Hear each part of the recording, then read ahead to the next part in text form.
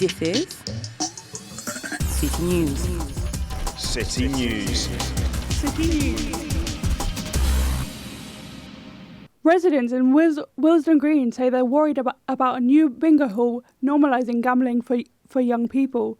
They've raised their concerns about teenagers potentially being encouraged to gamble, but councillors say that they really couldn't reject the plans. Aurora Sharon has been out and about to find out more. 064, 068. Brent has a huge problem with gambling. So what do you want to do? Put more problems in? By putting more gambling establishments in?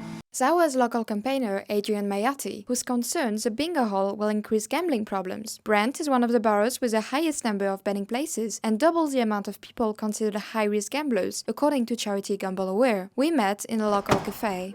Young people are becoming normalised to it. It's becoming sort of subliminal messages that gambling is okay, but it leads to so many different social problems. Drinking, crime, they're all linked.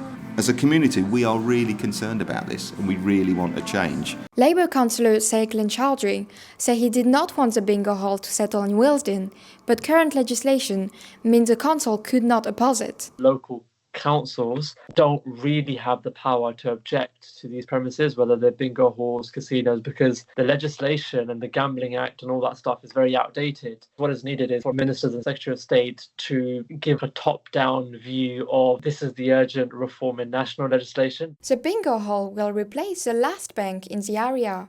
A Willesden shop owner said the issue isn't really bingo, but lack of services. In the area, we would have benefited from like a bank. The nearest bank, you'd have to go all the way up to Kilburn. We've had 2 closed recently. Local resident Liam Hobson hopes that this can start a wider debate. Hopeful that this is a spotlighting case of actually what can happen right across Brent. Bingo establishments have been the ones that are kind of filling that gap. There's nothing at all to stop further bingo halls from opening up, which is a massive concern locally, but also should be nationally. Brent Labour, including MP Don Butler, have called to reform the Gambling Act. Now the government is already reviewing changes added by their predecessor under the Gambling Act review, meaning this act could change soon.